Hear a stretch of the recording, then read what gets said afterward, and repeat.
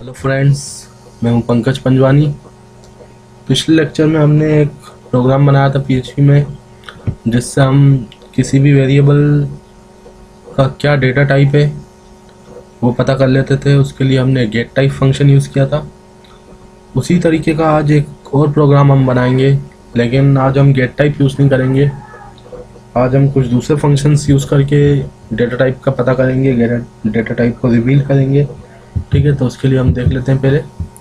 पहले मैं सबसे पहले आपको पुराने प्रोग्राम जो मैंने एक बताया था, पुराना प्रोग्राम गेट टाइप वाला, उसमें थोड़ा सा एडिट करके मैं बताता हूँ। जो चीज़ मैंने बताई नहीं थी वो बताता हूँ आपको। ठीक है, पहले एक बार मैं क्लियर करता हूँ आपको पूरा प्रोग्राम। एक बार हमने डॉलर टाइप का वेरिएबल बनाया, जिसकी वैल्यू हमने 24 एक इंटीजर वैल्यू रखी। ठीक है, फिर हमने गेट टाइप देखा था। गेट टाइप क्या होता है? गेट टाइप ऐसा फंक्शन होता है जो किसी भी वेरिएबल का डेटा टाइप पता करके हमें बताता है। ठीक है, तो आउटपुट स्टेटमेंट के थ्रू हमने देखा था। हमने जस्ट एक स्ट्रिंग लिखी, और डॉट हमने देखा था। डॉट क्या होता है? डॉट जो है कॉन्केटेनेशन होता है पीएचपी में। जिस तरह से प्लस होता है दूसरी लैंग्वेजेस में, सी प्लस प्लस में और सी शार्प में, जावा में प्लस यूज़ होता है कॉन्केटेनेशन के लिए, दो स्टेटमेंट्स को आपस में जोड़ने के लिए या दो स्ट्रिंग्स को आपस में ज्वाइन करने के लिए प्लस यूज़ होता है। लेकिन पीएचपी में डॉट यूज़ होता है। और गेट टाइप फंक्शन का यूज़ किया था हमने। गेट टाइप फंक्शन के अंदर जस्ट एक पैरामीटर पास करते हैं, ऐसा वेरिएबल नेम। उससे हमें उसका डेटा टाइप पता चल जाता है। किसी भी वेरिएबल, जो भी वेरिएबल हम ऐसा पैरामीटर पास करते हैं, उसका डेटा टाइप हमें पता चल जाता है। तो सबसे पहले हमने इंटीजर वैल्यू डाली थी, और इंटीजर यहाँ पता चल गया था हमें कि इंटीजर टाइप की है। फिर हमने डबल टाइप की डाली, फिर हमें यहाँ गेट टाइप से पता चल गया था कि ये डबल टाइप की है। और फिर हमने एक स्ट्रिंग टाइप का डाला था, तो गेट टाइप के थ्रू हमने ये भी पता कर लिया था कि ये स्ट्रिंग टाइप की है। स्ट्रिंग टाइप का डेटा टाइप है इसका। फिर हमने एक नई वैल्यू डाली थी $a में। सिमिलर वेरिएबल हम हर बार यूज़ कर रहे थे। फिर हमने कैरेक्टर डाला था। कैरेक्टर क्योंकि सिंगल कोट्स में तो कैरेक्टर है, लेकिन पीएचपी कैरेक्टर को भी ऐसा स्ट्रिंग ट्रीट करता है, तो वो स्ट्रिंग से भी वो हमें स्ट्रिंग बताया था। और फिर हमने ट्रू डाला था, तो ट्रू से भी उसने बताया था कि ये एक बुलियन वैल्यू है। ठीक है, ये क्योंकि एक स्ट्रिंग नहीं है, इसमें हमने डबल कोट्स नहीं लगाया। अगर डबल कोट्स लगा देंगे तो वो एक स्ट्रिंग बताएगा हमें आउटपुट में गेट टाइप, लेकिन हमने डबल कोट्स नहीं लगाए हैं, तो वो बताएगा कि ये बुलियन वैल्यू है। बुलियन वैल्यू ट्रू होती है या फॉल्स होती है। ठीक है, ये नई चीज़ मैंने इसमें ऐड की है। ये चीज़ मैंने आपको नहीं बताई थी फॉल्स के लिए। ठीक है, $a मैंने फॉल्स रखा, उसके बाद सिमिलर स्टेटमेंट प्रिंट करवाया और गेट टाइप से वैल्यू रिवील करवाई। ये चीज़ मैं आपको बताने वाला था, तो मैंने यहाँ जस्ट लिख दिया है, एडिट कर दिया था मैंने। पिछले लेक्चर में मैंने आपको ये नहीं बताया था, लेकिन मैं सब कुछ बताना चाहता हूँ आपको। ये छूट गया था तो यही मैंने बता दिया आपको, क्योंकि आज का लेक्चर भी हमारा इसी पे बेस रहेगा, तो इसीलिए मैं बताना चाहता हूँ। इसको हम एक बार रन करके देख लेते हैं। लोकल वेब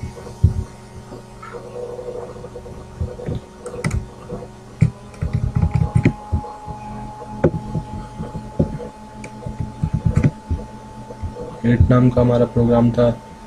ठीक है, इसने इंटीजर बता दिया पहले, फिर डबल बता दिया, फिर गेट टाइप फंक्शन के थ्रू स्ट्रिंग है तो स्ट्रिंग बता दिया।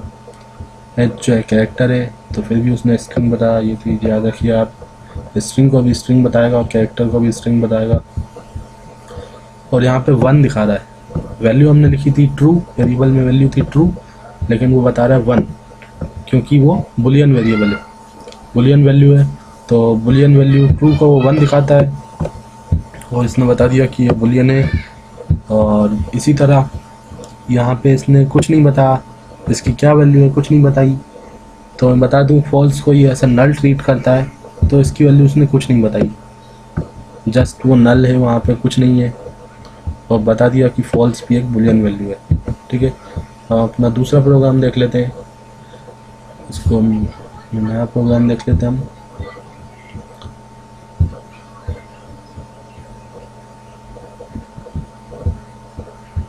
www में जाके हम एक नया प्रोग्राम बनाए थे, न्यू टेक्स्ट डॉक्यूमेंट, इसका नाम हम 9 रख लेते हैं, 9.php। ठीक है फ्रेंड्स, ये हमारा 9th प्रोग्राम है। सबसे पहले ओपनिंग और क्लोजिंग टैग्स लगाता हूँ मैं।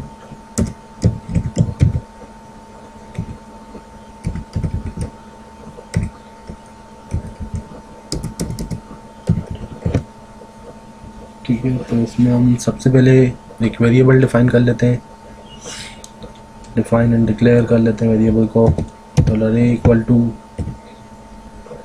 इसकी वैल्यू हम फॉल्स रख लेते हैं सबसे पहले। ठीक है, फॉल्स एक बुलियन वैल्यू है, तो सभी तरह की वैल्यूज हम रख लेते हैं। $a = अब हम एक इंटीजर वैल्यू रख लेते हैं। उसके बाद फिर से $a करके एक डेसिमल यानी कि डबल वैल्यू रख लेते हैं, डबल टाइप की। एक डबल टाइप की वैल्यू हमने रख ली, $a = 2.4 हो गई। अब इसके बाद हम फिर से एक बुलियन वैल्यू रख लेते हैं, ट्रू। और एक स्ट्रिंग टाइप की वैल्यू हमने अभी नहीं रखी, तो वो भी रख लेते हैं, डबल कोट्स के अंदर स्ट्रिंग टाइप की वैल्यू रहेगी। हम जस्ट हेलो लिख लेते हैं। ठीक है, टर्मिनेट कर दिया। $a = एक कैरेक्टर वैल्यू लिख लेते हैं, कैरेक्टर वैल्यू सिंगल कोट्स में आएगी, तो p जस्ट टाइप कर लेते हैं। ठीक है, अब हम इसको चेक करेंगे कैसे हमें पता चलेगा किस टाइप की वैल्यू है। तो इसके लिए हम क्या करेंगे, इफ स्टेटमेंट, इफ फंक्शन हमने यूज़ कर लिया। इस इंटीजर फंक्शन हमने यूज़ किया, ये चीज़ हमने नहीं देखी है। इस इंटीजर फंक्शन हम कैसे यूज़ करेंगे, इसके अंदर भी एक वेरिएबल पास करते हैं। ठीक है, हमारा वेरिएबल का नाम है $a, तो $a हमने रख लिया। उसके बाद हम इफ की बॉडी में आ गए। इफ की बॉडी के अंदर जस्ट हम आउटपुट स्टेटमेंट इको का यूज़ करके हम देख लेते हैं कि ये कैसे काम करता है। सबसे पहले हम न्यू लाइन के लिए ब्रेक टैग यूज़ कर लेंगे। ठीक है, ब्रेक टैग के बाद हम एक स्ट्रिंग लिख लेते हैं, yes. $a is integer and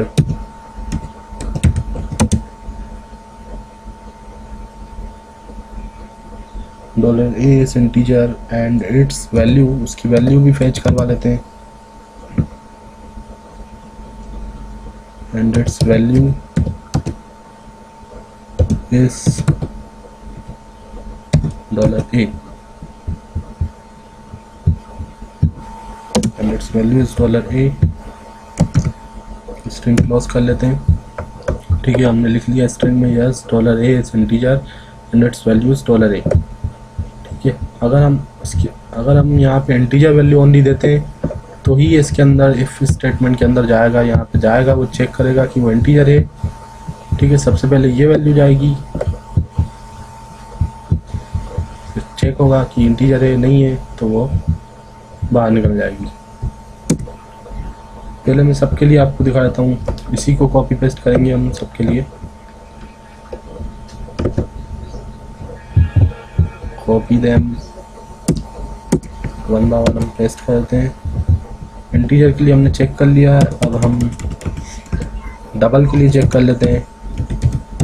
double के लिए चेक कर लिया तो यहाँ पर हम वैल्यू इंटीजर की जगह डबल लिख लेते हैं स्ट्रिंग में। एक और बार हम पेस्ट कर देते हैं। डबल हमने चेक कर लिया, इंटीजर चेक कर लिया, तो अब स्ट्रिंग के लिए कर लेते हैं। ठीक है, अलग अलग फंक्शन है सबके लिए। डबल वैल्यू है चेक करना हो तो इस डबल, इस अंडरस्कोर डबल, और सबके अंदर पैरामीटर जो है वेरिएबल का नाम रहेगा। ठीक है, एक और हम कर लेते हैं। स्ट्रिंग के लिए हमने इस स्ट्रिंग पैरामीटर में वेरिएबल का नाम। अब एक बुलियन के लिए चेक कर लेते हैं हम, कंट्रोल V से पेस्ट कर लेते हैं और इंटीजर की जगह बुलियन के लिए हम बूल लिखते हैं, बूल। यहाँ पे भी हम चेंज करते हैं बूल, और यहाँ पे भी स्ट्रिंग। ठीक है, देख लेते हैं हमने क्या किया यहाँ पे। इंटीजर, इस इंटीजर से वो इंटीजर चेक करेगा, इस डबल से वो डबल वैल्यू चेक करेगा। हमने वैल्यूज यहाँ पे दे रखी हैं। ठीक है, इस स्ट्रिंग से वो इस स्ट्रिंग वैल्यू चेक करेगा। ठीक है, किसकी चेक करेगा? $A की चेक करेगा। इस बूल फंक्शन के थ्रू वो $A को देखेगा कि वो बुलियन टाइप का है कि नहीं है, उसकी वैल्यू बुलियन टाइप है या नहीं है, तो उसका डाटा टाइप रिवील कर देगा ये भी। ठीक है, चला के हम देख लेते हैं, बैक करते हैं पुराने प्रोग्राम से। यहाँ पे वो नहीं दिख रहा हमारा नया प्रोग्राम 9.php, तो रिफ्रेश कर देंगे तो वो आ गया है 9.php। देख लीजिए, yes $A is string and its value is p। अब इसने ओनली एक ही चीज़ बताई है, p के लिए बताया। जो हमने $A equal to p value डाली थी $A में, वो देखिए हमारी लास्ट वैल्यू थी, तो उसने लास्ट वैल्यू के लिए ही हमें बताया। बाकी वैल्यूज़ के क्यों नहीं चेक कर पाया ये? क्योंकि ये हमारी जो लास्ट हम चेंज करते हैं वेरिएबल में, वेरिएबल की वैल्यू में, तो वही शो करता है। तो हम क्या करेंगे, सबको कमेंट कर देंगे, एक बार में एक ही वैल्यू को देखेंगे। सबको हम कमेंट कर लेते हैं, केवल एक ही वैल्यू को विदाउट कमेंट रखेंगे। ठीक है, पहली वाली वैल्यू को हमने विदाउट कमेंट रखा, तो पहली वाली वैल्यू हमें पता है फॉल्स जो है बुलियन टाइप की होती है, तो हमें सेव कर लेते हैं। हम सेव कर लेते हैं और चेक कर लेते हैं इसको। रिफ्रेश हमने अपडेट किया तो उसके लिए रिफ्रेश करना पड़ेगा, हम रिफ्रेश कर लेते हैं तो उसने बता दिया $A is bool and its value is. यहाँ पे कोई भी वैल्यू नहीं आई। ठीक है, कोई वैल्यू इसीलिए नहीं आई क्योंकि मैंने आपको पहले ही बताया था फॉल्स की वैल्यू को वो असल नल ट्रीट करता है। ठीक है, हम फिर से चेंज करते हैं, इसको हम कमेंट करते हैं फॉल्स को अब, और इसको अनकमेंट करते हैं। ठीक है, इंटीजर वैल्यू को हमने इस बार अनकमेंट कर दिया। सेव करते हैं, रिफ्रेश करते हैं इसको। ठीक है, तो उसने बता दिया कि 24 जो इंटीजर टाइप का है। ये तो हमारी स्ट्रिंग प्रिंट हो गई। ठीक है, इफ स्टेटमेंट वहीं पे गया, आपने बताया तुम क्या हुआ है। ठीक है, उसने देखा $A इक्वल 24, तो पहले उसने यहाँ पे चेक किया क्या ये इंटीजर टाइप का है। हाँ है, तो इसके अंदर जाएगा। इसके अंदर उसने जो भी उसकी बॉडी के अंदर जो भी स्टेटमेंट लिखा हुआ है उसको प्रिंट करवा दिया। यहाँ पे चेक किया उसने, क्या ये डबल है, $A की वैल्यू नहीं है, तो यहाँ पे नहीं जाएगा।